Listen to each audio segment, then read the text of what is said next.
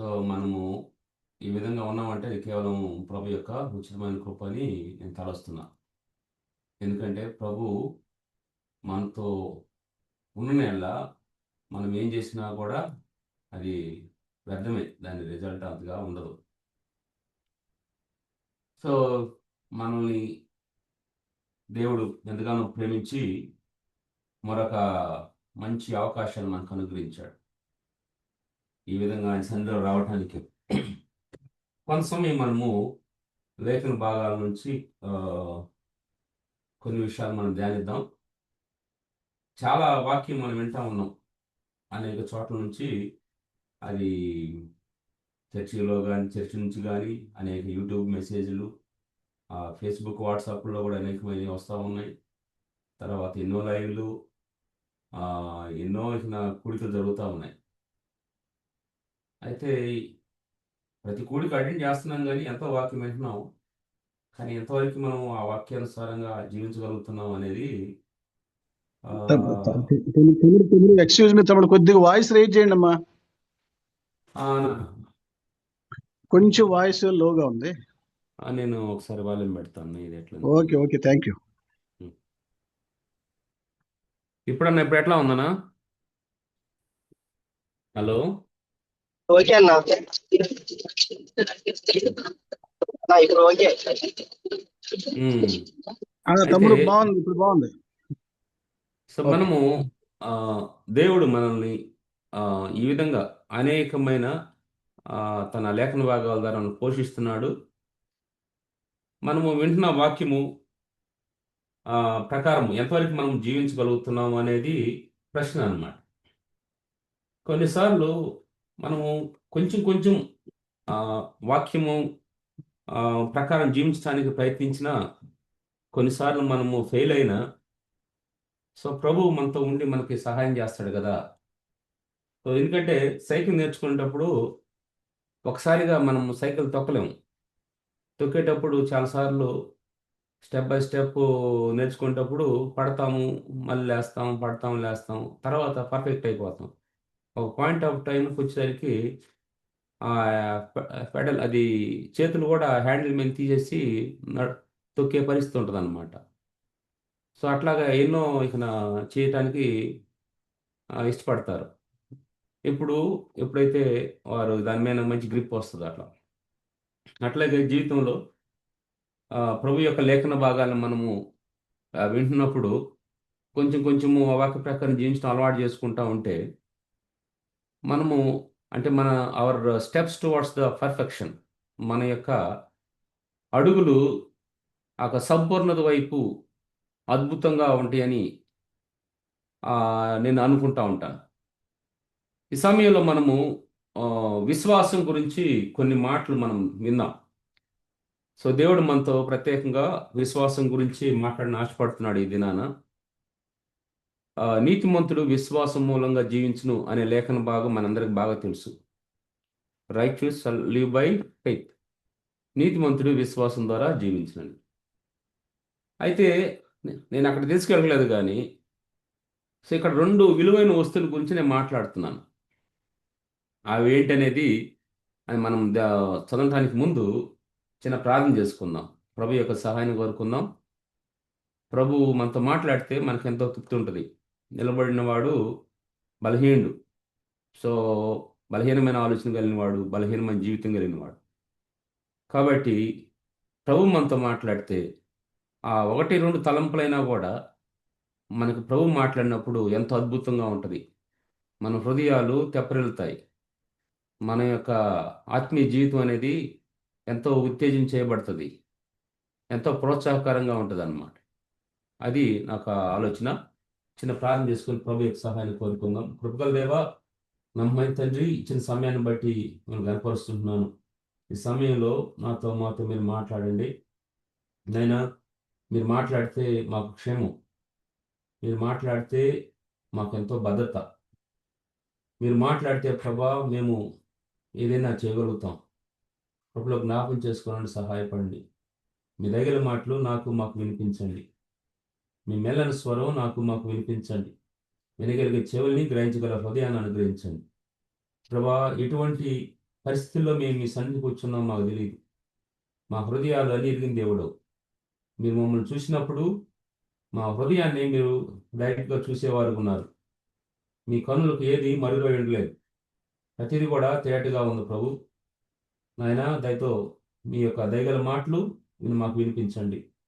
ఇక్కడ చేరువచ్చిన వారు ప్రతి ఒక్కరు కూడా ఎన్నో అవసరతలతో ఎంతో పని ఉన్నప్పుడు కూడా ఆయన మీ వాక్యం వినాలని ఆశపడుతూ వచ్చేటుండగా దయతో తృప్తిపరచండి, సహాయపడండి, కనికరించాలని కోరుకుంటున్నాం. మాలో ఏముంది ప్రభా, మీరు లేకపోతే మా జీవితాలు దేనికి పనికిరావు, ఎందుకు ఉపయోగకరమైనవి కావు. నాయన ఏ మంచితనం లేనివారు ప్రత్యేకంగా నన్ను మీ చేతులకు అప్పగించుకుంటూ యేసునామములో ప్రార్థించి వేడుకొనుచున్నాను తండ్రి, ఆమేన్. ప్రియమైనటువంటి వారలారా, ఈ సమయంలో మనము మొదటి పేతురు 1వ అధ్యాయం 7-8 వచనాలని మనం చూద్దాం. 1 Peter chapter 1 verse 6 and 7 verses.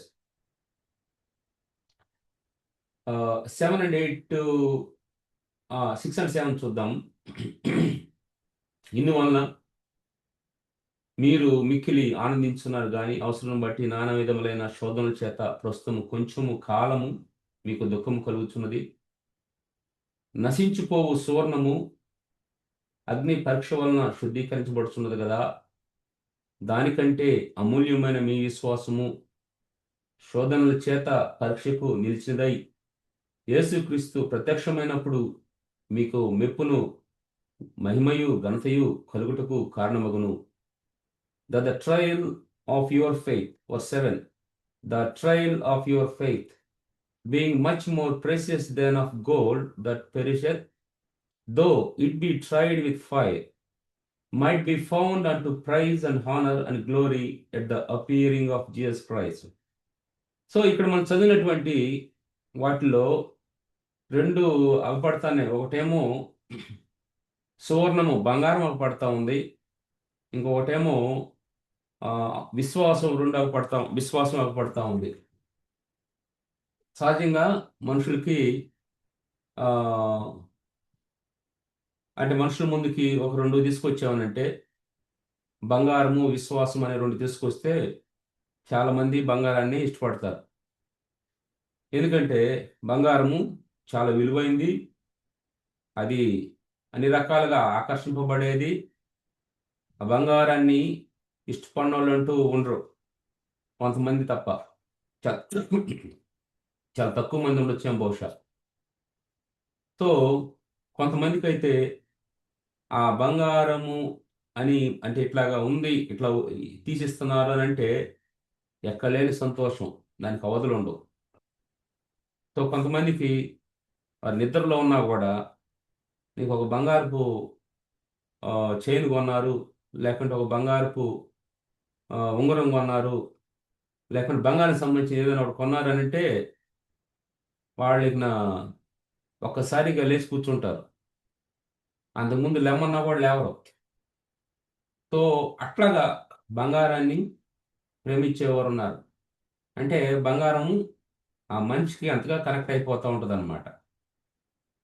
అంటే బంగారము కలిగి ఉండదు తప్పు అని నేను అంటలేదు.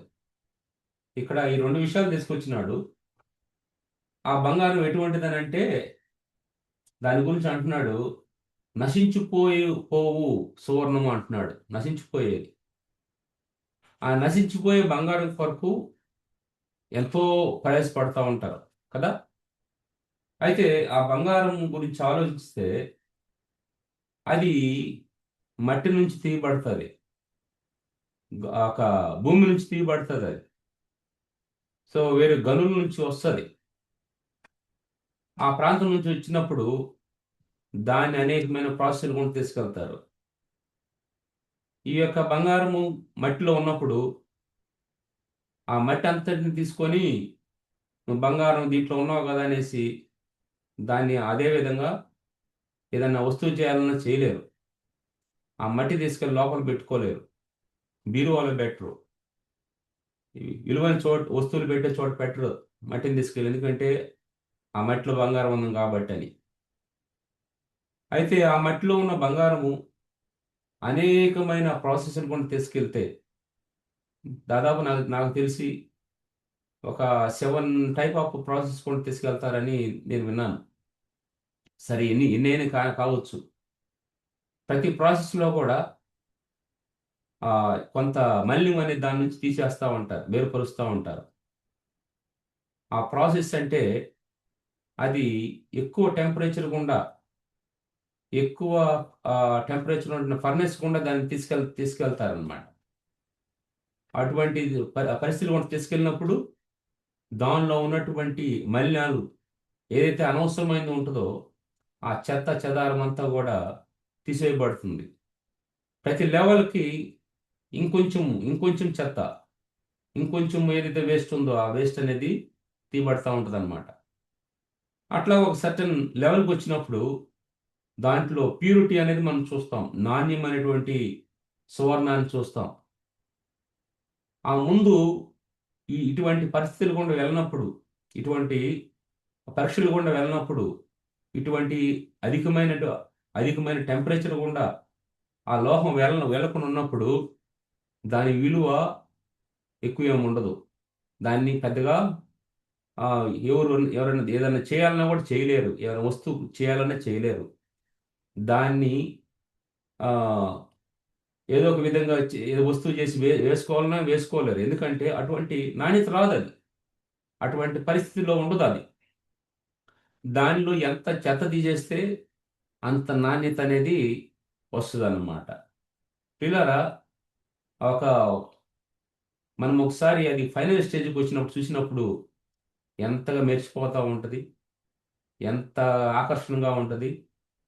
అది ఎంతో ఆ, అంటే ఆ గ్లిటరింగ్ అనేది చాలా ఎక్కువగా ఉంటుంది అనమాట. దాన్ని ఉంచే స్థలం కూడా మారిపోద్ది. మొట్టమొదటిగా ఏమో మట్టిలో నుంచి ఉన్నప్పుడు దాన్ని అంతగా ప్రేమించలేరు. ఆ తర్వాత దాన్ని కొన్ని ప్రాసెస్ కూడా తీసుకెళ్తున్నప్పుడు దాని ఉంచే స్థలము డిఫరెంట్ ప్లేస్లో ఉంచుతారు. అయితే ఫైనల్గా ఫైనల్ ఒక ఫినిషింగ్లోకి వెళ్ళినప్పుడు ఫినిషింగ్ అయిపోయిన తర్వాత దాన్ని ఉంచే స్థలము దాన్ని ఉంచే స్థలం అనేది డిఫరెంట్గా ఉంటుంది. చాలా గొప్ప స్థలంలో ఉంచుతారు, చాలా నీట్గా ఉంటుంది. బంగారు షాపులోకి వెళ్ళినప్పుడు చూడండి, అవి వేరే షాపులు ఉన్నట్టుగా ఉండవు. వాటిని ఎంతో గొప్పగా తీర్చిదిద్దుతారు. చాలా నక్షి పనితో చేస్తారు వాటిని ఉంచే స్థలం. ఆ బాక్సులు కూడా ఎంతో అందంగా రూపుదిద్దుతారు. ఇప్పుడు ఆ బంగారంకి ఇంటర్వ్యూ చేసామంటే, బంగారమా, నువ్వు ఈ స్థితిలో ఈనాడు ఉన్నావు, ఇట్లా ఉండటానికి కారణం ఏంటంటే బంగారం ఏం చెప్తుందంటే, నేను మట్టిలో నుంచే వచ్చాను. అయితే నేను కొన్ని నా నుంచి తీయబడటానికి ఇష్టపడ్డాను, అనవసరమైనవి తీయటానికి ఇష్టపడ్డాను. ఆ పరిస్థితులు గుండా వెళ్తున్నప్పుడు, ఆ తీసేట పరిస్థితులు గుండా వెళ్తున్నప్పుడు, శ్రమలనే కొలుము గుండా వెళ్తూ ఉంటున్నప్పుడు, ఆ వేడికి నుంచి వెళ్తూ ఉంటున్నప్పుడు నేను ఎంతో బాధ అనుభవించాను.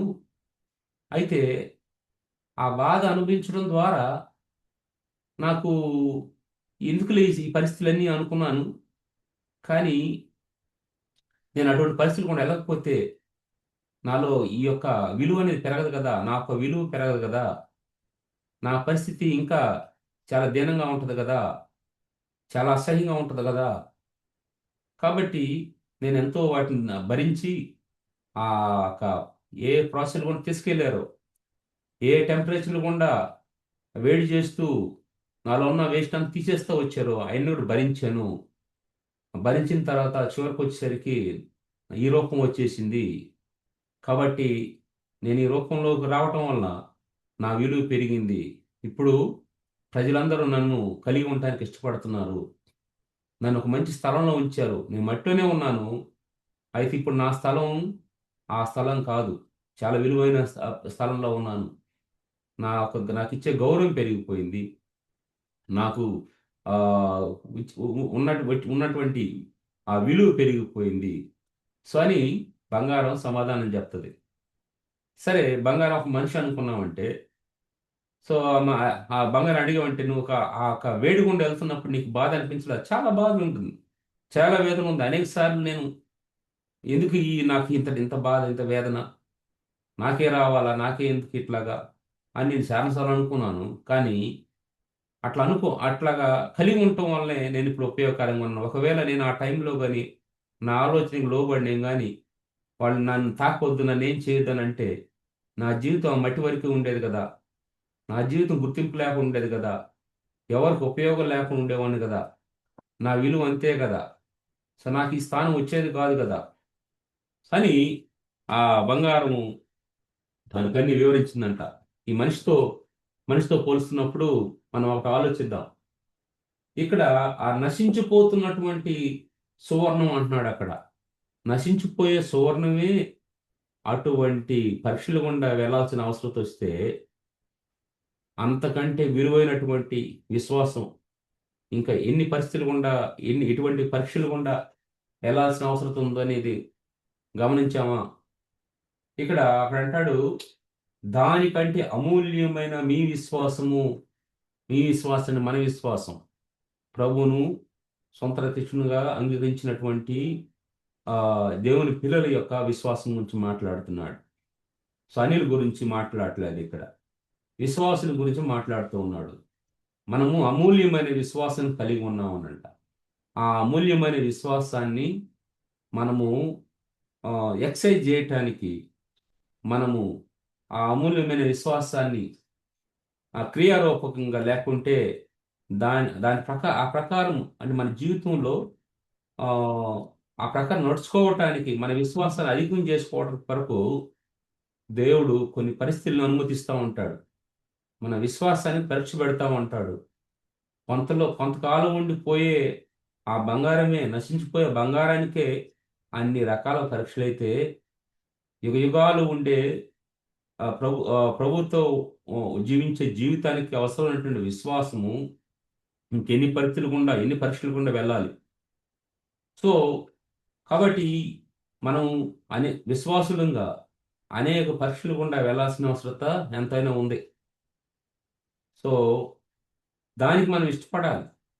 విశ్వాసం అంటే ఏదో సింపుల్గా నేను ప్రభునందు విశ్వసించిన అయిపోయింది అనుకుంటాం. కానీ ఆ తర్వాత ప్రభు మీద ఆధారపడుతూ జీవించే విధానం మన విశ్వాసానికి పరీక్ష. అబ్రహాంకి తన విశ్వాసంలో పరీక్ష జరిగింది. తను 75 సంవత్సరాలు ఉన్నప్పుడు పిలువబడితే దేవుడు చూపించాడు ఆకాశ నక్షత్రాలని, భూమి ఇసుకరేణువులను చూపించాడు, భూమి అణువులను చూపించాడు. ఈ విధంగా తనకి వాగ్దానం చేశాడు, నీ పిల్లల్ని ఎట్లా చేస్తానంటే వెన్ దెర్ వాజ్ నథింగ్, ఏమి లేనప్పుడు నీ పిల్లలు, నీ సంతానము ఆకాశ నక్షత్రం వల్లే ఉంటారన్నారు. తర్వాత సముద్రం ఒడ్డున ఇసుక రేణువుల వలె అన్నాడు. ఈ విధంగా చెప్పినప్పుడు అబ్రహాము నమ్మాడు.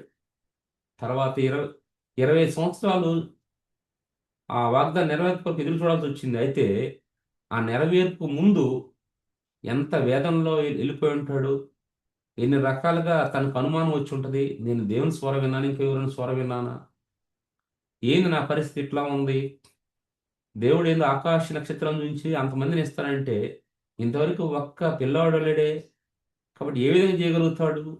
ఎన్నో పరిస్థితులు గుండా అతను వెళ్ళి ఉండొచ్చు. అయితే తను వచ్చినటువంటి అవిశ్వాసమైన ఆలోచనలు కానీ ఎటువంటి తలంపైనా కూడా వాటన్నిటిని జయిస్తూ తను విశ్వాసంతో ముందుకెళ్ళినట్టుగా మనం చూస్తాం. ఓపికతో ఎదురు చూశాడు. అంత దూరం దేవుడు వాగ్దానం నెరవేర్చేంత వరకు కూడా ఎదురు చూడలేక అక్కడ ఒక తప్పు జరిగిపోయింది. అక్కడ పనితో జరిగినటువంటి, హగర్తో జరిగినటువంటిది. దానివల్ల still we are seeing many difficulties. Entire world is suffering with much confusion. ఈ యొక్క పరిస్థితులు అప్పుడు జరగని పని జరగటం వల్ల ఎన్నో పరిస్థితులను మనం చూస్తూ ఉన్నాం. అంటే దేవుడు వాగ్దానం చేసినప్పుడు, వాగ్దానం చేసిన వాడు నమ్మదగిన వాడు, నీతిమంతుడు కనుక ఆయన కొరకు ఎదురు చూడటం అనేది లోపించింది. ఒక సమయంకి వచ్చినప్పుడు మనుషులం కాబట్టి అది ఎవరికైనా కూడా దేవుడు ఫలాన్ని చేస్తాను అన్నాడంటే, ఫలాన్ని ఇస్తాను అన్నాడంటే, నీకు ఒక ఒక ఒక పీస్ ఆఫ్ మైండ్ వచ్చిందనంటే, సో అప్పుడు దానికోసం ఎదురు చూడాలి. ఎదురు చూడకుండా తొందరపడినప్పుడు జరిగే అనర్థాలు చాలా ఎక్కువగా ఉంటాయి. అప్పుడు జరిగిన అనర్థం వలన ఇప్పుడు ప్రపంచమంతా కొట్టుకుంటున్నారు. ఎక్కడ చూసినా సమస్యే, ఎక్కడ చూసినా సమస్యే. సో ఇప్పుడు మనకున్న మిడిల్ ఈస్ట్‌లో పరిస్థితులు చూస్తే ఎంతో జరిగిపోతా ఉంది. ఏమంటానంటే మనిషి కొంత ఓపిక బట్టి ఉంటే, కొంచెం ఓర్చుకొని ఉంటే, ఎన్నో పరిస్థితులు మారాయి అని అంటారు. సరే అట్లా జరగాలంది కాబట్టి జరిగింది అని అనవచ్చు. అయితే మన జీవితాల్లో నేడు అప్పుడు జరిగిపోయినాయి. మన జీవితాల్లో ప్రభు చేయొద్దు అన్న పనుల్ని చాలాసార్లు మనము చేయటానికి పరిస్థితులు అట్లా వస్తాయి. చేయమన్న పనులు చేయాలన్నా కూడా ఆ టైం ఒక్కొక్కసారి చేయలేకపోవచ్చు. ఏదో ఒక విధంగా జరుగుతూ ఉంటుంది. అయితే ఇక్కడ నేను ఏమనుకుంటున్నానంటే, ఈ విశ్వాసము అనేక విధమైన పరీక్షలు గుండా వెళ్ళినప్పుడే అప్పుడు మనము ఆత్మీయంగా నాణ్యమైన వ్యక్తులుగా తయారు చేయబడతాం. ఒక నాణ్యతలోకి అంటే మన ప్రయాణము సంపూర్ణత వైపు మనం అంటే మన ప్రయాణము సంపూర్ణులుగా కావాలనేది కదా ఈ శాంటిఫికేషన్ పీరియడ్‌లో. సో ఆ విధంగా మన విశ్వాసాన్ని మనము ఎక్సర్సైజ్ చేసినప్పుడు ఇంకా మనం నాణ్యమైన వ్యక్తులుగా కాబడతాం. మనం ఎంత ఉపయోగకరమైన వ్యక్తులుగా కాబడతాం అన్న విషయాన్ని మనం గమనించాలి. ఈ యొక్క బంగారము ఇంతగా పరీక్షకు అనేకమైన పరీక్షలు గుండా వెళ్తే, మళ్ళీ తీరా చూస్తే అన్ని పరీక్షలు గుండా వెళ్ళినా కూడా దాన్ని నశించిపోయే బంగారం అంటున్నాడు. అయితే నశించినటువంటి విశ్వాసము ఇంకా ఎన్ని పరీక్షలు గుండా వెళ్ళాల్సిన అవసరం ఉందో గమనించండి. సో అనేకమైన పరీక్షలు గుండా వెళ్ళినప్పుడే మనము ప్రభు కొరకు గొప్ప సాక్షులంగా ఉండగలుగుతాం. గొప్పగా ఫలాలు ఫలించగలుగుతాం. ఎంతోమంది దైవజనులు అటువంటి విశ్వాసాన్ని వాళ్ళు కనపరిచారు కాబట్టి వారు నేడు కూడా అనేక మంది ద్వారా వారి యొక్క మాటల్లో, వారి సాక్ష్యాల్లో వారి గురించి మాట్లాడటం అనేది జరుగుతూ ఉంది. ఒకవేళ మనం అటువంటి విశ్వాసం ప్రాక్టీస్ చేయకపోతే, ఎక్సర్సైజ్ చేయకపోతే, ఓన్లీ మాటలే చెప్పుకుంటా ఉంటే ఉపయోగం లేదు. దానివల్ల మన గురించి ఎవరు పట్టించుకోరు. మన తర్వాత తరం వచ్చినప్పుడు సో అండ్ సో పర్సన్ ఉన్నాడంట, ఇట్లా అంట, ఈ విధంగా ప్రభు కొరకు ఈ విధంగా ఉన్నాడంట అని ఏ ఒక్కరు కూడా మన పేరును గుర్తు చేసుకోరు. అంటే మనలేదో ఏదో చేయాలని కాదు కానీ మన జీవితాన్ని బట్టి ప్రభువుని మహిమపరచాల్సిన వారనేది ఉండడు అప్పుడు. సో అందువలన మనము ఈ కలిగి ఉన్న కొద్ది జీవితంలోనే మన విశ్వాసాన్ని జీవితంలో ప్రాక్టీస్ చేయాలి అనేది ప్రభు ఆశపడతా ఉన్నాడు. ఎందుకు ప్రాక్టీస్ చేయాలంటే ఈ విశ్వాసము ఎల్లప్పుడూ ఉండేది. ఇది అమూల్యమైనది కాబట్టి, సువర్ణం కంటే విలువైనది కాబట్టి, ఇంకా దీనికి గొప్ప నాణ్యతను చూడగలగటానికి సో ఈ విశ్వాసాన్ని మన జీవితంలో ప్రాక్టీస్ చేయాలి. అయితే అంటున్నాడు ఆ విధంగా ప్రాక్టీస్ చేసినప్పుడు నాకేం వస్తుంది అనంటే, యేసుక్రీస్తు ప్రత్యక్షమైనప్పుడు మీకు మెప్పును మహిమయు ఘనతయు కలుగుటకు కారణమగును. యేసు ప్రభువు వచ్చినప్పుడు ఆయన రెండో రాకడలో మనకేం కలుగుతుందంట? అందరు అనేకమైన తెగల నుంచి, అనేక భాషల నుంచి, అనేక జాతుల నుంచి గొప్ప సమూహం ఉన్నప్పుడు వాళ్ళ ముందు దేవుడు మనల్ని మెచ్చుకునేవాడుగా, మన గురించి గొప్పగా చెప్పేవాడుగా, వారి ముందు మన విశ్వాసాన్ని కొనియాడేవాడుగా ఉంటాడు. అప్పుడు మనకేం కలుగుతుంది? మెప్పును మహిమయు ఘనతయు కలుగుటకు కారణమవుతుంది అన్నమాట. కాబట్టి ప్రియమైనటువంటి విశ్వాసులారా, మనము విశ్వాసాన్ని మన జీవితంలో ప్రాక్టీస్ చేయాలని ప్రభు ఇష్టపడతా ఉన్నాడు అనమాట. ఆ విధంగా ప్రాక్టీస్ చేస్తూ ఉంటే ప్రభు ఎంతగానో ఆనందిస్తాడు.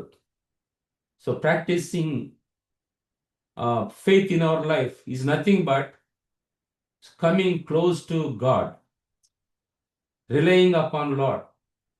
ప్రభు మీద ఆధారపడటం, ప్రభుకు దగ్గరకు రావటమే ఈ విశ్వాసం ఏం చేస్తుంది? ప్రభుకు దగ్గరగా తీసుకొస్తుంది, ప్రభు మీద ఆధారపడే విధంగా చేస్తుంది. కాబట్టి వాటి విశ్వాసం కలిగి ఉండాలని ప్రభు ఆశపడతా ఉన్నాడు. మనము ఈ యొక్క మరొక వచనం చూసినట్లయితే లూకాసు సువార్త, దయచేసి బైబిల్ గ్రంథాలు చెప్పండి. లూకాసు సువార్త 1వ అధ్యాయంలో 36వ వచనం మనం చూసినట్లయితే అక్కడ ఒక విషయం ఉంటుంది. ప్రభు అంటున్నాడు 37వ వచనం, దేవుడు చెప్పిన ఏ మాట అయిన నిర్ధకము కానేరదని ఆమెతో చెప్పెను. For with God nothing shall be impossible. దేవునికి ఏది కూడా అసాధ్యమైంది లేదు, సమస్తం ఆయనకి సాధ్యం. ఇంకో చోట అంటాడు, సర్వ శరీరులకు దేవుని నేను, నాకు అసాధ్యమైనది ఏదైనా కలదా అని అంటాడు. ఈ సర్వ సృష్టికి, సర్వ శరీరులకు దేవుడు నేనయ్యా, నేను ఇది చేస్తాను ఇది చేయలేను అనే ఏమైనా ఉన్నాయా? మనకున్నాయి. నేను ఇది చేయగలుగుతాను ఇది చేయలేను అని మనకున్నాయి. ఈవెన్ మనం కొన్ని చేస్తాము అనుకున్నాయి కూడా చేయలేని పరిస్థితులు ఉంటాయి. అయితే ప్రభుకు అసాధ్యమైనది ఏమీ లేదు. ప్రభు ఇంత సృష్టిని 6 రోజులను పూర్తి చేసి 7 రోజులు విశ్రమించిన ఆయన, సో ఆయనకి అసాధ్యమైనది ఏముంది? సమస్తం ఆయనకి సాధ్యం. అందుకని అంటాడు, for with God nothing shall be impossible. ప్రభుకి అసాధ్యమైంది ఏమీ లేదు. కాబట్టి అసాధ్యం సమస్తము సాధ్యపరిచే దేవుడు, ఏది కూడా అసాధ్యమైంది లేని దేవుడు మన పక్షంగా ఉన్నప్పుడు మనము ఇంకెందుకు భయపడాలి? మనం ఎందుకు విరవాలి? చాలాసార్లు మన విశ్వాసాన్ని మనము ఎక్సర్సైజ్ చేస్తున్నప్పుడు చాలా భయాలు ఉంటాయి. ఒకవేళ కాకపోతే ఏమైద్దో, అందరి ముందు నవ్వులు పాలవుతామేమో, అందరు మనం చూసి ఎక్కిరిస్తారేమో, సిగ్గు మన గురించి ఇంక నలుగురు చెప్పి చూడు ఇతను ఇట్లా చేసాడు, దానివల్ల చూడు ఏమైపోయిందో అని వేరే వారికి చెప్పినప్పుడు మనకు అవమానంగా ఫీల్ అయిపోతాము అని మనకు అనిపిస్తుంది. అట్లాగా వేరే వాళ్ళు ఇట్లా మాట్లాడతారేమో అని మనము ఎక్సైజ్ చాలాసార్లు మన ఒక విశ్వాసాన్ని ఎక్సైజ్ చేయము. దాన్ని ప్రాక్టికల్గా ఆ విధంగా జీవించడానికి ఇష్టపడడం చాలాసార్లు ఏదో యాంత్రికంగా జరిగిపోతూ ఉంటుంది. ఆ విధంగా చేయటం ద్వారా ఎక్కడ మనం ప్రభు కొరకు సాక్షులుగా ఉండగలుగుతాం, ఎక్కడ మన గురించి ఒకరు సాక్ష్యం ఇవ్వగలుగుతారు అనేది చాలా ప్రాముఖ్యం. ప్రభు మనం చూసినప్పుడు ఇంకా ఏంది నా పిల్లలు వాళ్ళు చూసినప్పుడు వాళ్ళు గొప్ప స్థితిలో ఉండాల్సిన వాళ్ళు ఇంకా పాలు తాగే స్థితిలోనే ఉన్నారే, ఇంకా ఎదగట్లేదే, ఎదిగితే వాళ్ళు ఈ మార్పులు రావాలి కదా, ఇటువంటి తెగింపు రావాలి కదా, ఇటువంటి పౌరుషం వల్ల రావాలి కదా, ఏంది ఇట్లా ఉన్నారు అని ప్రభు బాధపడతాడు, ఆయన దుఃఖిస్తాడన్న. అంటే ఆయన మన బలహీనతని తెలుసు. అట్లా అనుకుంటా చనిపోయేంత వరకు అట్లా అనుకుంటా చనిపోతే ఉపయోగం ఏముంది? బ్రతుకున్నప్పుడు కొన్ని జరగాలి కదా, మన జీవితం నుంచి కొంతమంది ప్రభు తిరగాలి కదా. మనం ఈ లోకానికి ఉప్పుగా వెలుగుగా అని చెప్పినప్పుడు ఆ వెలుగు చేసే పనులు కొన్ని చేయాలిగా. ఉప్పు చేసే పనులు ఆ విధంగా మనం కొన్ని చేయాలి కదా. అది కదా ప్రభు ఆశిస్తుంది. ఆ విధంగా చేసినప్పుడే కదా ప్రభు సంతోషించగలిగేది. కాబట్టి ప్రియమైనటువంటి వారులారా, ఎవరి పరిస్థితిలో వారు ఉన్నారు. అనేక మంది అనేక చోట్ల ఉన్నారు. ఎవరికి ఏది ఉండాలి అది ఉంది. పలానా అతను పలానా దేశంలో ఉన్నాడంటే ఎంత చెట్టుకు అంత గాలి. సో ఇంకో వ్యక్తి ఇంకో చోట ఉన్నాడంటే అతనికి ఉన్నాయి. ఎవరికి ఏం ఉండాలి అన్నీ ఉంటాయి. అయితే మనం ఎక్కడ మనం ఉంచాడు ప్రభు, ఎక్కడ మనం ఉండాలని ప్రభు ఇష్టపడుతున్నాడో అక్కడ ఉండి ప్రభు కొరకు మనం జీవించే వారంగా, మన విశ్వాసాన్ని ప్రభు ఎడల అధికం చేసుకునే వారంగా ఉండాలి. మనకి మనుషులు అనేక మంది అగపడవచ్చు, మనకు అనేక మంది సహాయం చేయొచ్చు. కానీ అట్లని నీ విశ్వాసం ప్రభు మీద నుంచి వారి మీదకి కాదు వెళ్ళాల్సింది, ప్రభు మీదే ఉండాలి. ప్రభు ఎవరైనా ఉపయోగించుకుంటాడు నీ యొక్క అవసరం తీర్చడం కొరకు, నా అవసరం తీర్చడం కొరకు. ప్రభు ఏ సమయంలో ఎవరినైనా కదిలిస్తాడు. Even God can use your enemy.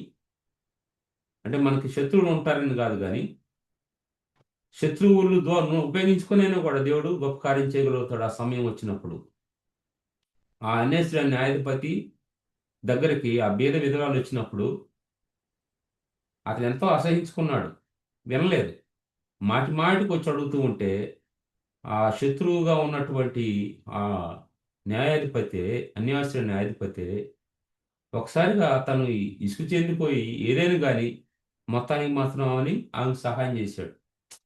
కాబట్టి ఇట్లాగా ఎంతమంది వ్యతిరేకంగా ఉన్నా ఆ సమయం వచ్చినప్పుడు దేవుడు ఎవరైనా ఉపయోగించుకోవచ్చు. ఎవరైనా ఉపయోగించుకొని నీ అవసరం తీర్చవచ్చు, మన అవసరం తీర్చవచ్చు. ఆయన ఘనమైన కార్యాలు చేసేవాడు, ఎవరిని ఏ విధంగానే మార్చగలిగేవాడు.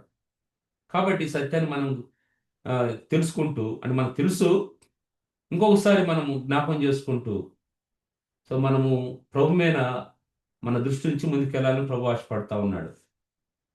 ఇంకొక వచనం మనం గమనిస్తే దేవుడు ఎటువంటి ఘనమైన కార్యాలు చేస్తాడో, ఎంత నమ్మకమైన వాడో అనేది మనము వింటా వస్తున్నాం. నేను దానికి ఆ వచ్చిన కంటే ముందు ఒక విషయం చెప్పాలనుకుంటున్నాను. మేము హౌస్ కొరకు ఎదురు చూస్తూ ఉన్నాం. ఇక్కడ ఒక ఇల్లు దొరకటానికి చాలా కష్టపడాలి, రెంట్ హౌస్ దొరకటానికి చాలా కష్టపడాలి. దానికి 4-5 పేపర్లు ఉన్నటువంటి అప్లికేషన్ ఫిల్ చేస్తూ ఉండాలి. ఒక ఇంటికి ఇన్స్పెక్షన్కి వెళ్తే అంటే ఇన్స్పెక్షన్ అంటే ఏదో కాదు, మనం కొంటున్నామని కాదు, ఆ రెంట్కి ఉండటానికి ఆ ఇల్లుని పోయి చూడాలి. ఇక్కడ సొంత ఇల్లు ఉన్న వాళ్ళందరూ కూడా వాళ్ళ ఇల్లుని ఏం చేస్తారంటే, కొంతమంది అంటే ఎవరికైతే ఎక్స్ట్రా హౌస్ ఉందనుకో దానికి రెంట్కి ఇచ్చుకోవడానికి వాళ్ళు రియల్ ఎస్టేట్ ఏజెంట్స్ ఉంటారు, వాళ్ళకి అప్పగిచ్చేస్తారు. వాళ్ళ ప్రాపర్టీని అంటే ఈ ఓనర్స్ వాళ్ళ ప్రాపర్టీని వీళ్ళు మేనేజ్ చేస్తూ ఉంటారు, మెయింటైన్ చేస్తూ ఉంటారు. వాళ్ళు అట్లాగా కొన్ని హౌసెస్కి ఏదైతే రెంట్కి ఇవ్వాలనుకుంటారో ఆ రెంట్ ఇచ్చే హౌస్కి ఇన్స్పెక్షన్ టైం అని పెడతారు. మనం బుక్ చేసుకుంటే పలానా టైంలో ఇన్స్పెక్షన్ ఉంటుందని అంటారు. అప్పుడు అందరూ ఎవరైతే బుక్ చేసుకున్నారో వాళ్ళందరూ కూడా ఇన్స్పెక్షన్ టైంకి అక్కడికి వెళ్తారు. వెళ్ళి ఆ ఇంటిని చూసినప్పుడు ఓకే ఇది బాగుందనో లేదా బాగలేదనో సంథింగ్ ఏదో వాళ్ళ ఇష్టం వచ్చిన దాన్ని బట్టి వాళ్ళు దానికి కావాలనుకుంటే అప్లికేషన్ ఫిల్ చేసి వాళ్ళకి ఇచ్చేస్తారు. సో ఈ విధంగా వాళ్ళకి అక్కడ ఓకే చెప్తారు. ఇంటికి వచ్చిన తర్వాత ఆన్లైన్లో అప్లికేషన్ ఫిల్ చేసి వాళ్ళు సబ్మిట్ చేస్తారు. ఈ విధంగా చాలా హౌసెస్కి తిరిగాము. చాలా ఇక్కడ రెంటల్ క్రైసిస్ ఉంది, రెంట్లు కూడా బాగా పెరిగిపోయినాయి. సో అంతకుముందు వారానికి ఇక్కడ లెక్క ప్రకారము 600 ఉంటే ఇప్పుడు అది 180 పెరిగిపోయింది, 680 అట్లా అయిపోయింది అనమాట. సో ఇంత అంటే ఈ విధంగా ఉంది. మేము ఎక్కడికి వెళ్ళినా కూడా అది దొరకట్లేదు. అంటే మాకు ఇంక ఎవరు కూడా మీకు ఇట్లా మీ అప్లికేషన్ ప్రాసెస్ చేస్తున్నాం అని ఎవరు చెప్పలేదన్నమాట. అంటే వీళ్ళు ఏం చేస్తారంటే రియల్ ఎస్టేట్ వాళ్ళు ఆ హౌస్ని ఎప్పుడైతే అప్లికేషన్ రిసీవ్ చేసుకుంటారో వాటిల్లో కొన్ని తీసుకెళ్ళి ఓనర్కి ఇస్తారు. ఎట్లాగా సెలెక్ట్ చేసుకుంటారు, వీళ్ళు రెంట్ పే చేయగలుగుతారా, వీళ్ళ బ్యాక్గ్రౌండ్ ఏంటి, వీళ్ళ మిగిలిన ఇంతకుముందు ఉన్న చోట ఎట్లా రెంట్ పే చేశారు, ఇవన్నీ కూడా హిస్టరీ. అది లాస్ట్ 5 years 6 years హిస్టరీ తీస్తారు. సో అవన్నీ కూడా వాళ్ళకి రికార్డులు పెట్టాలి. మళ్ళా బ్యాంక్ బ్యాలెన్స్ ఇవన్నీ కూడా వాళ్ళకి జాబ్ ఎక్కడ, సో దానికి సంబంధించిన శాలరీ స్లిప్లు పెద్ద స్టోరీ అనమాట. ఏదో ఉద్యోగం ఇస్తున్నట్టుగా ఉంటుంది అనమాట. సో ఈ ఉద్యోగం ఇచ్చేవాళ్ళు కూడా కొన్ని కొన్ని ఇన్ని అడగరు. కొన్ని కొన్ని అవి వేరుగా ఉంటాయి. సో అటువంటి పరిస్థితుల్లో మేము ఇంకా ఇక్కడ టైం దగ్గర పడతా ఉంది, ఇట్లా ఉంది, ఇంకా హౌస్ దొరకట్లేదు, ఎవరు కూడా మనకి ఇట్లా చెప్పట్లేదు అనుకుంటా ఉన్నాం, ప్రార్థన చేస్తూ ఉన్నాం. నేనేం ప్రార్థన చేస్తున్నానంటే కుటుంబం కలిసి సో స్కూల్ దగ్గరగా ఉండాలి అని ప్రార్థన చేస్తాను. ఎందుకంటే వేరే స్కూల్ ఈ టైంలో పిల్లలకి వేరే స్కూల్లో జాయిన్ చేయాలంటే డిస్టర్బ్ అయిపోతారు. కాబట్టి ఇంకొకటి ఏంటంటే ఎక్కడన్నా దూరంగా ఇల్లు వచ్చిందంటే అక్కడ మళ్ళా స్కూల్ మారాల్సిన అవసరం ఉంటుంది. ఇక్కడి నుంచి అక్కడ మారాలి, లేదా అక్కడ నుంచి ఇక్కడికి వస్తామంటే కుదరదు. ఏ ఏరియాలో ఉంటారో ఆ ఏరియాలో స్కూల్కి వెళ్ళాలి. సో ఇట్లాంటి పరిస్థితులు ఉంటే మేము ఈ స్కూల్ దగ్గరలోనే దొరకాలి అని ప్రార్థన చేస్తూ ఉంటే అసలు ఆ దగ్గరలో ఏం పట్టలేదు. పడినది ఒకటి రెండు అయినా కూడా సరిగా లేవు. ఇట్లానే కంటిన్యూ చేస్తా ఉన్నాం. మనకు టైం కూడా దగ్గర పడతా ఉంది. 1 మంత్ నుంచి మేము ప్రయత్నం చేస్తా ఉన్నాం. అది చివరికి వచ్చేసరికి ఇంకొక వారంలోనో 4 రోజుల్లోనో ఒకే ధనంగా అదే టైం దగ్గర పడుతుందనంగా ఒకటే దానికి ఓకే చెప్పేశారు. చెప్పేస్తే తను అది ఇక్కడ కొద్ది దూరం స్కూల్ నుంచి. సరే నేను వచ్చిన తర్వాత నాకు చెప్పాలనుకొని మీ ఇద్దరు మాట్లాడుకొని మళ్ళా వాళ్ళకి చెప్దాంలే అనుకున్నాము. అదే రోజు అదే రోజు తర్వాత రోజు సో అదే రోజు అనుకుంటాను ఒక ఇన్స్పెక్షన్ ఉంది. అది ఎక్కడ స్కూల్ దగ్గరలోనే అన్నమాట. సో మేము దాన్ని ఇట్లా అది కూడా యాడ్ వచ్చేసరికి వెంటనే ఏం చేసామంటే ఆ ఇల్లుని చూడలేదు. వెంటనే వాళ్ళకి మెయిల్ పెట్టేసాం. ఇట్లా ఇట్లా కావాలని చెప్పేసి ఒక డాక్యుమెంట్ సబ్మిట్ చేసాం. అంటే మేము రెంట్ పే చేయగలుగుతాము, ఆ కెపాసిటీ దేవుడు మాకు ఇచ్చాడు అన్నట్టుగా వాళ్ళకి ఒక మెయిల్ పెట్టేసాం. ఇంతవరకు చేసిన అన్నిట్లు కూడా దేనికి కూడా మేము అట్లా పెట్టలే, దీనికి పెట్టేసాం. ఇప్పుడు విషయం ఏంటంటే ఒక పరీక్ష, విశ్వాసానికి ఒక పరీక్ష ఏంటంటే అది ఏదైతే మేము దాన్ని చూసామో, అంటే అది ఇట్లాగా అప్లికేషన్ అది ఒక ఫామ్ పంపించాము బ్యాలెన్స్ అనేది. ఇంకా అప్లికేషన్ అని చేయలేదు, ఇంకా ఇల్లు కూడా చూడలేదు. మామూలుగా ఆన్లైన్లో మామూలుగా చూసాం ఇట్లా ఫోటోలు, ఓకే పలానా చోట ఉంది, ఇంత దూరంలో ఉందా అనుకున్నాం. అయితే ఇప్పుడు మనకి 1 వీకే టైం ఏమో, 1 వీక్ అంటే లెస్ దాన్ 1 వీక్ టైం ఉంది. ఇన్ని రోజులు చూస్తున్నప్పుడు ఏం జరగలేదు, ఈ పరిస్థితి ఉంది. అక్కడేమో ముందు కొన్ని రోజుల ముందు మాకు మెయిల్ వచ్చింది, మీరు ఈ టయానికి మీరు అండ్ ఖాళీ చేయాలి, లేకుంటే ఆ, మేము లీగల్గా యాక్షన్ తీసుకుంటామని పెట్టారు. ఎందుకంటే అది ఆ అగ్రిమెంట్లో ఉంటుంది అనమాట. సో మేము దాని గురించి కూడా ప్రే చేస్తా ఉన్నాము, ఇట్లా ఉంది పరిస్థితి అనేసి. ఆ సమయంలో ఇన్స్పెక్షన్కి వెళ్ళాము. ఇది ఒక ఏ స్కూల్ దగ్గర ఏదైతే ఉందో ఆ ఇన్స్పెక్షన్కి వెళ్ళి వచ్చిన తర్వాత వాళ్ళు వెంటనే చెప్పరు, they will take other 2 days అనమాట. అది ఎందుకంటే వాళ్ళు సార్ట్ అవుట్ చేయాలి, ఎంతమంది అప్లికెంట్స్ వచ్చారో దాన్ని లిస్ట్ చేయాలి. దాంట్లో వాళ్ళకి వీళ్ళకి కొంచెం అనిపించిన వాళ్ళు వాళ్ళ 4, 5 తీసుకెళ్ళి అక్కడ ఓనర్ దగ్గర పెడితే అప్పుడు అతను ఒకదాన్ని సెలెక్ట్ చేసుకుంటాడు. ఈ ప్రాసెస్ జరగడానికి ఎట్లా అయితేనా 3-4 days పట్టింది. మాకు ఏదైతే ఒకటి కన్ఫర్మ్ అయింది అని మాకు తెలియజేశారో అది నైట్ 12 గంటలకి, 12 తర్వాత అనుకుంటాను, వాళ్ళు ఆ టైంలో మెయిల్ పెట్టి so owner is not willing to, owner has different plans అని చెప్పేశారనమాట. అంటే మేము వెంటనే కన్ఫర్మ్ చేయలేదు వాళ్ళకి, ఎందుకంటే ఇది దూరంగా ఉంది కదా, కన్ఫర్మ్ చేయలేదు. సహజంగా అటువంటి పరిస్థితి వచ్చినప్పుడు అయ్యో ఏదో ఒకటి దొరికిందిలే, ముందు జంప్ వేద్దాం తర్వాత చూద్దాం లేదన్నా అన్నట్టుగా అనిపిస్తుంది అనమాట. కానీ ఏంటంటే మాకున్నది ఏంటంటే స్కూల్ దగ్గరలో కావాలని ప్రార్థన చేస్తున్నాం. ప్రభు ఖచ్చితంగా అక్కడదే ఇస్తాడు, ఏదో ఒక విధంగా ఖచ్చితంగా కార్యం చేస్తాడు అని ఒక బలమైనటువంటి విశ్వాసంతో వెళ్తా ఉన్నాం. అదే సమయంలో మేము అక్కడ స్కూల్ దగ్గర ఇన్స్పెక్షన్ చేసి వచ్చాము. వాళ్ళకి అది లిస్ట్ పెట్టున్నాము. అంతలోకి నైట్ 12 గంటలకి ఇక్కడ ఈ హౌస్ది క్యాన్సిల్ అయిపోయిందని వచ్చింది. సో ఇప్పుడు ఇది ఉన్నది ఒకటే ఆప్షన్ అనమాట, కరెక్ట్గా 29th మేము ఖాళీ చేయాలి లాస్ట్ మంత్.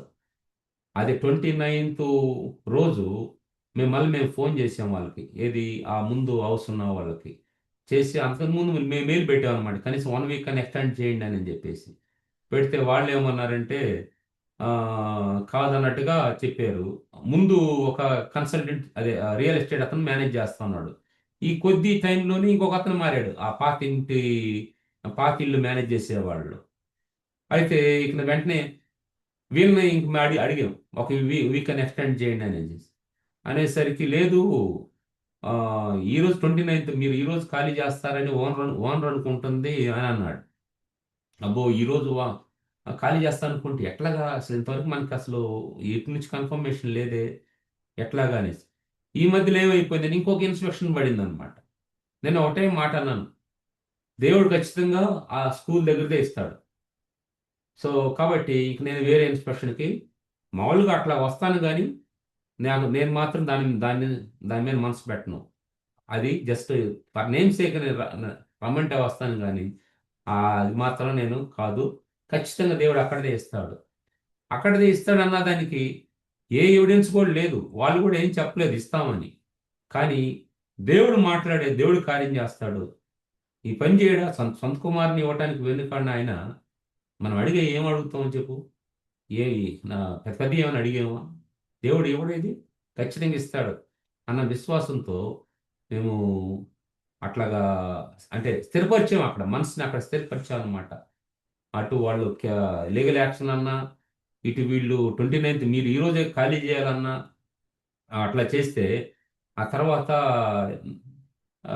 నీకు ప్రేయర్లో కూర్చున్నా ఆ రోజు 29th వాళ్ళు ఆ మాట అనేసరికి ఇట్లా అన్నారు, ఈ రోజు ఖాళీ చేస్తారని అనుకున్నారంట ఓనరు, మనం ఇంకా ఖాళీ చేయలేదు కదా అనే మాట వచ్చినప్పుడు, ఇక అట్లా ప్రేయర్లో కూర్చొని ఇక ప్రేయర్ చేస్తా, ప్రభా ఏంది అసలు ఇటు అసలు ఏం చేయాలో అర్థం కావట్లేదు పరిస్థితి, ఏది కూడా ఇట్లా గ్యారంటీ ఏం లేదు.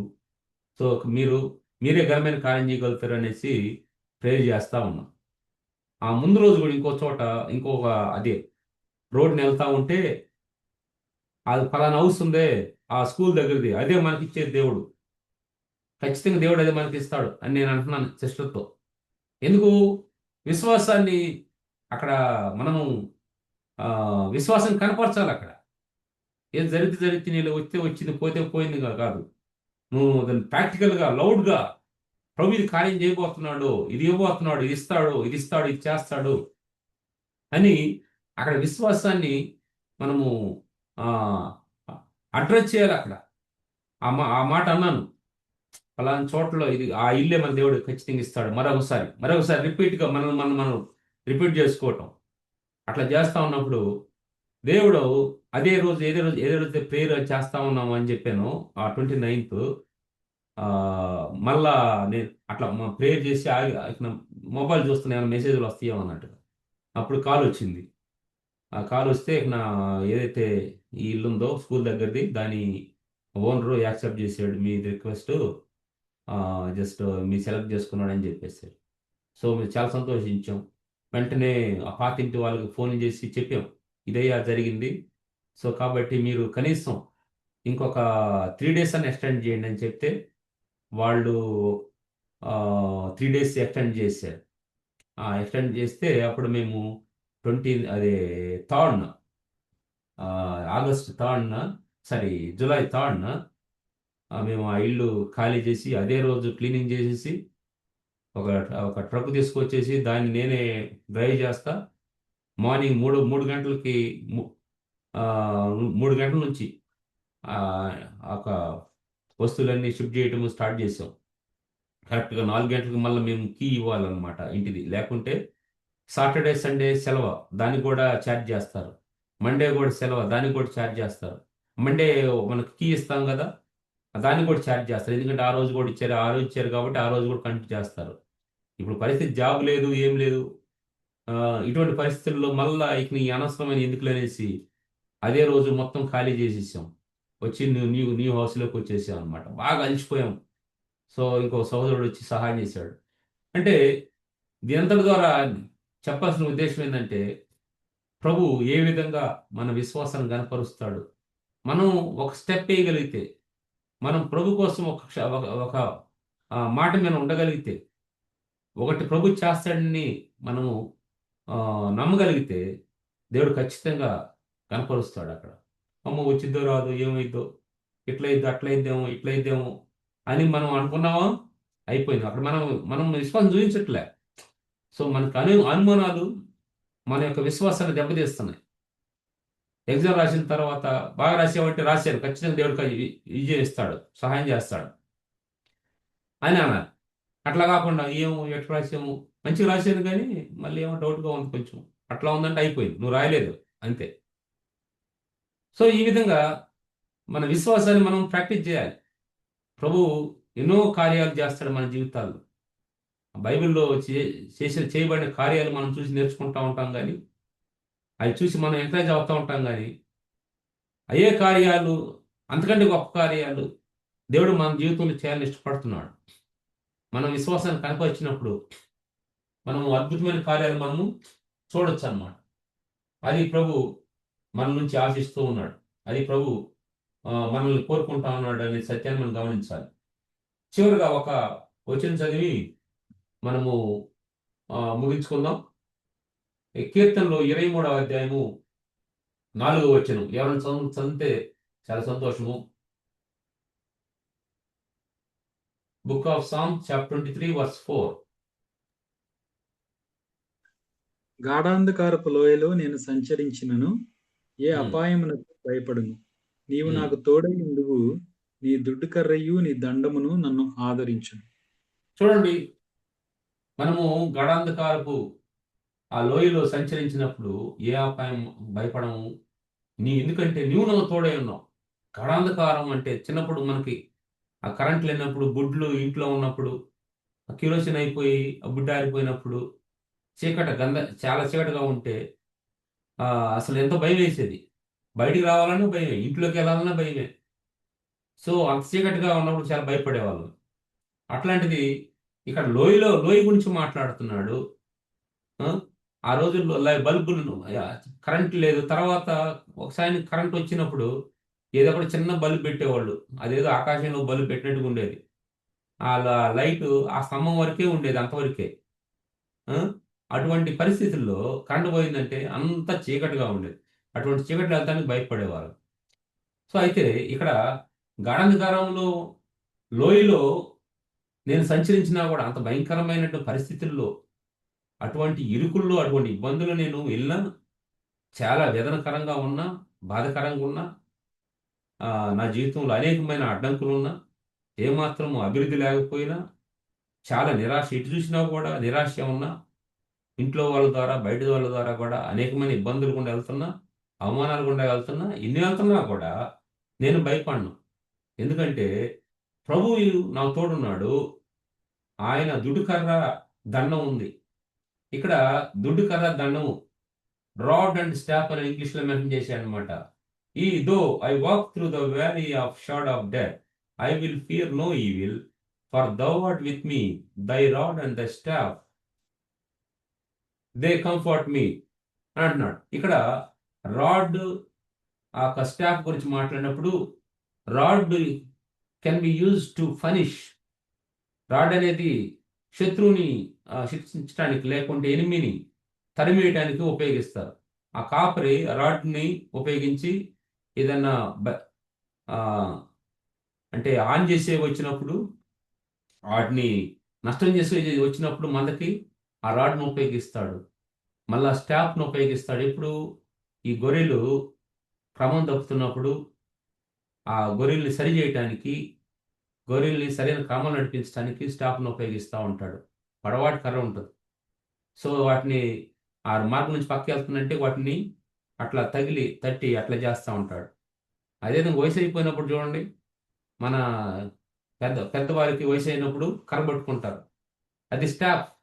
అదేంది, గైడ్ చేయడానికి, సపోర్ట్ చేయడానికి, నిలబడటానికి సో చేస్తూ ఉంటుంది అన్నమాట. అయితే మన ప్రభు వారు ఆ రెండు ఆయన దగ్గర ఉన్నాయి. అది రాడ్డు, ఆ స్టాఫ్ ఉంది. ఇక్కడ మనం ఒకటి అనుకోవచ్చు, ఈ యొక్క ఏదైతే ఆ రాడ్లో స్టాఫ్ ఉందో, దేవుని యొక్క లేఖన భాగాలు, ప్రభు మనకు లేఖన భాగాలను ఇచ్చున్నాడు. ఇవి మనం ఆదరించేవి, మనం నడిపించేవి, మనం క్రమంగా వెళ్ళటానికి సహాయపడేవి. ఎక్కడైతే మనము అనవసరమైన వాటికి చోటిస్తామో వాటన్నిటిని కూడా జయించడానికి సహాయపడేది దేవుని యొక్క వాక్యము, ఆయన స్టాఫ్, ఆయన రాడ్. సో మనల్ని ప్రోత్సహించే, మన నిరాశ నిస్పృహల్లో మనకు నిరీక్షణ ఇచ్చే ఈ సత్యాన్ని గుర్తెరిగి మనం ఏ పరిస్థితిలో ఉన్నామో నాకు తెలీదు, మీకు తెలియదు, అయితే ప్రభువు తెలుసు మన పరిస్థితి ఏందనేది. మీరే పరిస్థితులు నాకు తెలియదు, నేనేం పరిస్థితులు మీకు తెలియదు, ఒకరొకరు ఏ పరిస్థితుల్లో తెలియదు. కానీ ప్రభువు సమస్తం చూస్తున్నవాడు. ఆయన యొక్క rod and staff are with us. ఆయన మనల్ని మన శత్రువుల నుంచి తప్పించడానికిను, అదేవిధంగా మనల్ని సరైన క్రమంలో నడిపించడానికి, మన దగ్గర సరి చేయాలంటే సరి చేయటానికి ఆయన తన యొక్క వాక్యమని ఆ స్టాఫ్ని, వాక్యమని ఆ రాడ్ని ఆయన ఉపయోగించి కార్యం చేయటానికి ఇష్టపడతా ఉన్నాడు. ఇంతవరకు అదే విధంగా నడిపించాడు. దేవుడు ఈ కొద్ది మాటలు దీవించి ఆశీర్వదించును గాక. Hand over to brother Anil. Thank you అన్న. విశ్వాసం యొక్క ప్రాముఖ్యతను గురించి, విశ్వాసం కలిగి ఎలాంటి సర్కమ్స్టాన్సెస్ అయినా కానీ దేవుని వైపు చూడాలని, అదేవిధంగా మీ వ్యక్తిగత జీవితాన్ని కూడా ఒక విషయాన్ని మాతో షేర్ చేసుకున్నందుకు మీకు థ్యాంక్స్ తెలియజేస్తా ఉన్నాను. సో విన్న వాక్యాన్ని బట్టి మనం చిన్న ప్రేయర్ చేసుకుందాం. ఎవరైనా ఒకళ్ళు ప్రేరేపించబడిన వారు, ఎవరైనా ఒకళ్ళు వాక్యాన్ని కొరకు ప్రార్థన చేయమని రిక్వెస్ట్ చేస్తాను. ఈ తమ్ముడు ప్రార్థన చేస్తాను. తమ్ముడు చేయనా? అన్న ప్లీజ్ చేయండి అన్న. ఎస్. కృపా సత్య సంపూర్ణుడా, ప్రేమ కలిగిన తండ్రి, నాయన మీకు వందనాలు, స్తోత్రాలు ప్రభు. ఇదిగో సమయంలో మహోన్నతమైనటువంటి మీ సహవాసాన్ని ప్రభు నాయన ఊరికే ఉచితంగా నా ప్రభు నాయన మీరు మాకు అనుగ్రహించారు. మరొకసారి నా ప్రభా ఈరోజు మీ వాక్యం వినడానికి నాయన మాకు చూపించావు, నీ స్తోత్రాలు, వందనాలు.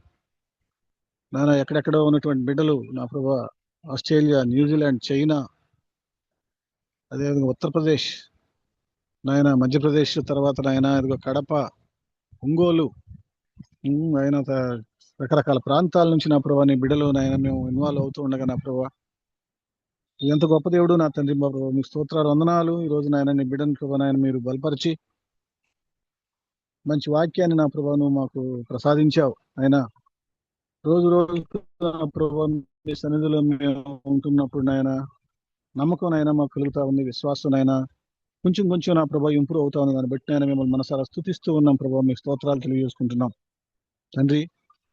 వారి జీవితంలో నా ప్రభా మీరు జరిగించినటువంటి అద్భుత కార్యాలను బట్టి మీకు స్తోత్రాలు, వందనాలు నాయన. అది మా దేశం కాదు, మా ప్రజలు కాదు నాయన, మా కల్చర్ కాదు, మా బంధువులు ఎవరు అక్కడ లేరు. అయినప్పటికీ నా ప్రభా బిడ్డల ప్రభా మీరు అక్కడ పెంచి పోషిస్తా ఉన్నారు. వారికి కావాల్సినటువంటి మెండైన కృప దయచేస్తున్నావు, నీకు స్తోత్రాలు, వందనాలు.